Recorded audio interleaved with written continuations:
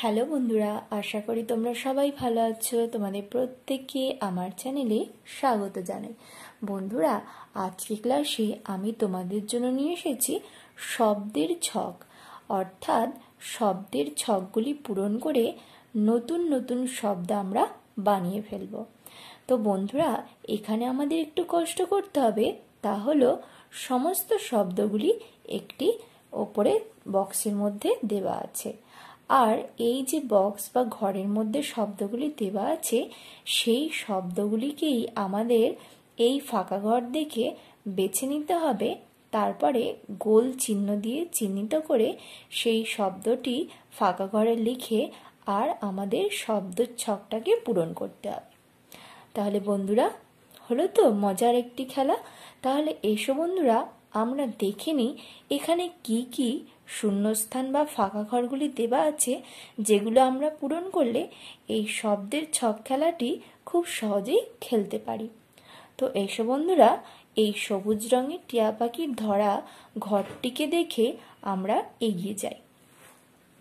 তাহলে এখানে আমরা যে শব্দগুলো দেখতে পাচ্ছি সেগুলো হলো গাছ, মাছ, সবুজ, গরম, টিয়া, সিংহ, জামা, ষাঁড়, কুমির, রকেট, রাজা, হনুমান, জানালা, মোরগ, দরজা, বালতি, ছাতা, নৌকা, চাঁদ।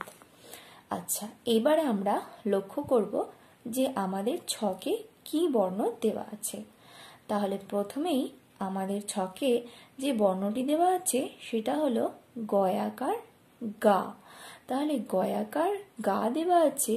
এবার পরের ফাঁকা ঘরে আমাদের কি বসালে একটি শব্দ তৈরি হবে সেইটা আমাদের এখান থেকে দেখতে হবে।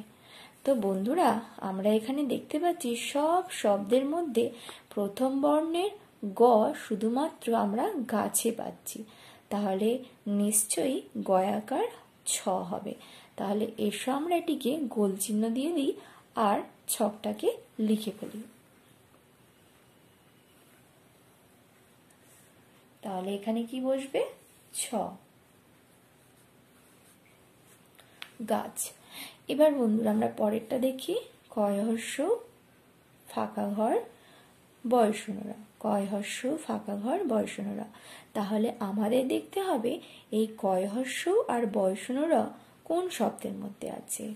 এটাতে না, এটাতে না, এটাতে না, এটাতে হ্যাঁ। কয় হর্ষ ময় হর্ষই র, ঠিক কয় হর্ষ ময় হর্ষই র হবে কুমির।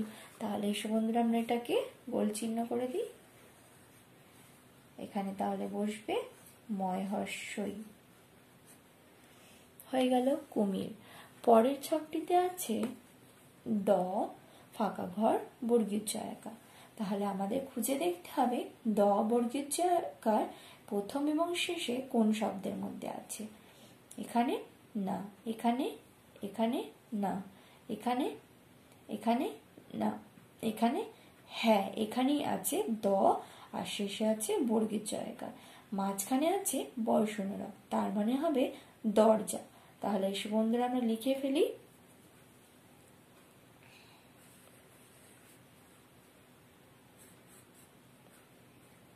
দরজা। পরের ফাঁকা ঘরটি দেখছি পেট কাটা মূর্ধন্যস্বয় চন্দ্রবিন্দু আকার ফাঁকা ঘর। তাহলে আমাদের এই বর্ণটা আগে দেখতে হবে কোন শব্দের মধ্যে আছে। তাহলে আমরা দেখি, খোঁজার চেষ্টা করি পেট কাটা মূর্ধন্যস্বয় আকার দিয়ে কি শব্দ আছে। এটা না, এটা হ্যাঁ, এটা হলো ষাঁড়।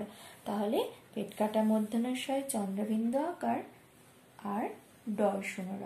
তাহলে আমাদের এখানে বসছে ডয় শূন্য র, ষাঁড়। পরে ফাঁকা ঘরে আছে ফাঁকা ঘর ছ। তাহলে শেষের বর্ণ আছে ছ। তো আমাদের লক্ষ্য করতে হবে শব্দের ঘরের মধ্যে কোন শব্দের শেষে আছে ছ। খুঁজে নিই।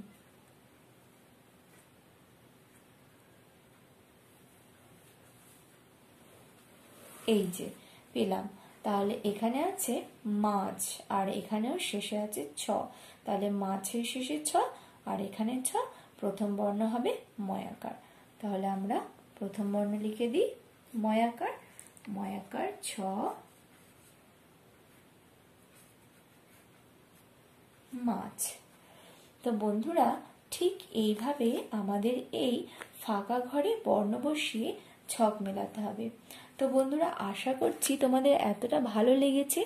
যদি মজার লাগে তাহলে অবশ্যই বাকিটা তোমরা নিজেরা বাড়িতে করবে।